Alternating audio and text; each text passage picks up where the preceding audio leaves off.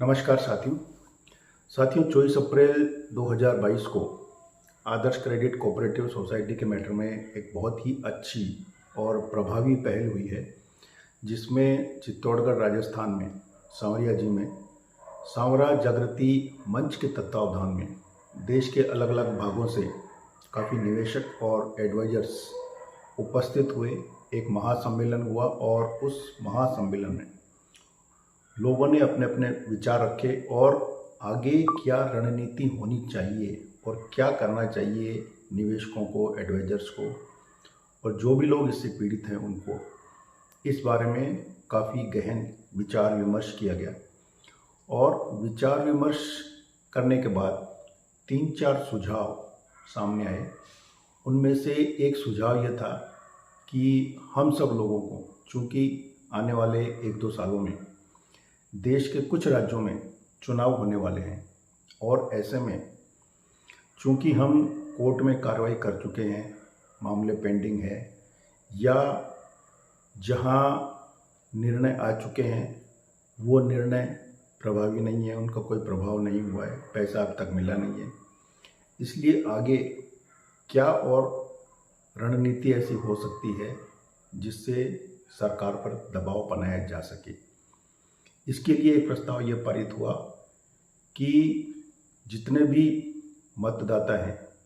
जहाँ पर चुनाव आने वाले समय में होने वाले हैं उनको नोटा का प्रयोग करना चाहिए। यानी कोई भी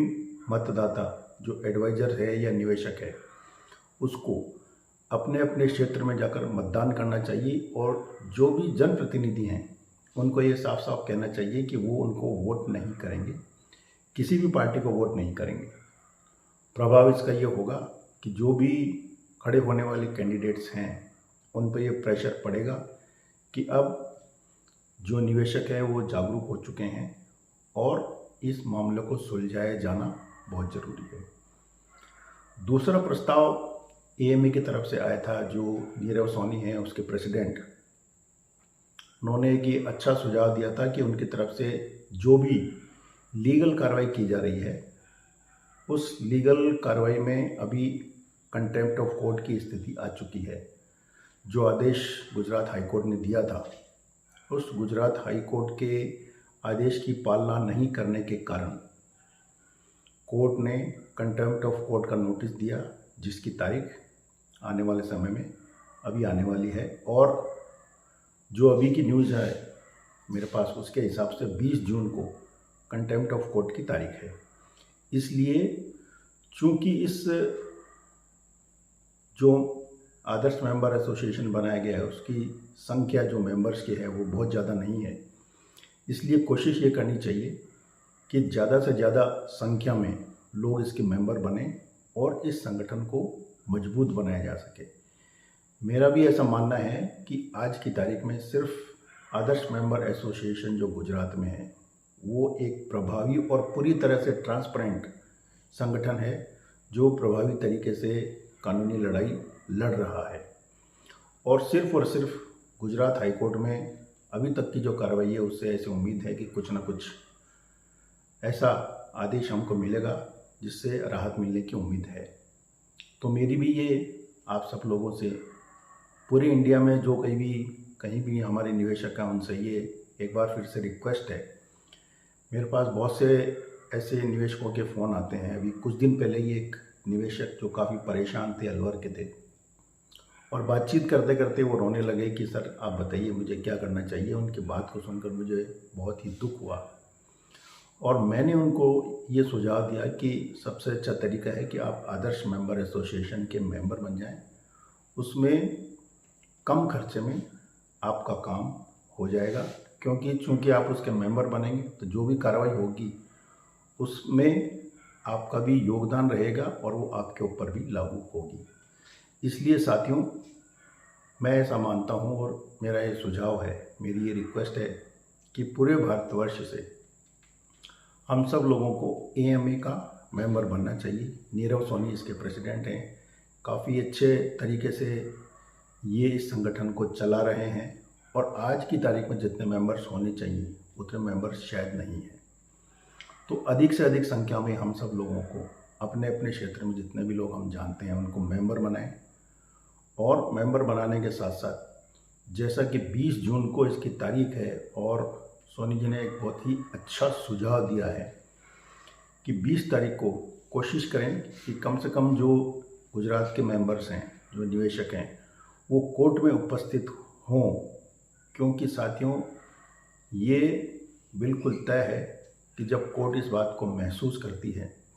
कि उसके सामने 100, 200, 500 लोग खड़े हैं और ये सब के सब लोग पीड़ित हैं, तो इसका असर कोर्ट की कार्रवाई पे पड़ता है। और जो न्यायाधीश बैठे हैं उनको इस बात का एहसास होता है कि ये मामला बहुत गंभीर है, तो अकॉर्डिंगली उसको डील किया जाता है। तो ये एक अच्छा सुझाव है। 20 जून को जितनी संख्या में हो सके हम लोगों को वहाँ जाना चाहिए और उपस्थित होना चाहिए। और तीसरा, इस सम्मेलन में एक सुझाव ये भी आया था कि आंदोलन की रूपरेखा तैयार करनी चाहिए और आंदोलन के लिए ज़्यादा से ज़्यादा लोग इकट्ठा हो सकें, उसके लिए प्रेरित करना चाहिए। इसके अलावा चौथा सुझाव एक ये था कि अपने अपने एरिया में, जैसे पंजाब के कुछ लोगों ने किया है, मीडिया को बुला करके अपनी बात रखी है और उसका प्रसारण किया गया है। जब मीडिया हमारे साथ होगा तो इसका प्रभाव न सिर्फ सरकार पे पड़ेगा बल्कि इसका दबाव न्यायपालिका पे भी पड़ता है। इसलिए मैं ये भी रिक्वेस्ट करूँगा सब लोगों से, मैं भी प्रयासरत हूँ कि राजस्थान में मीडिया इस मामले को ज़्यादा से ज़्यादा प्रसारण करे और हम लोग ज़्यादा से ज़्यादा अपनी पीड़ा को उन तक पहुँचाएँ। तो आप सब लोग भी अपनी पीड़ा को मीडिया के माध्यम से बताएं और कोशिश करें कि जो ऐसे चैनल हैं जैसे AVP है,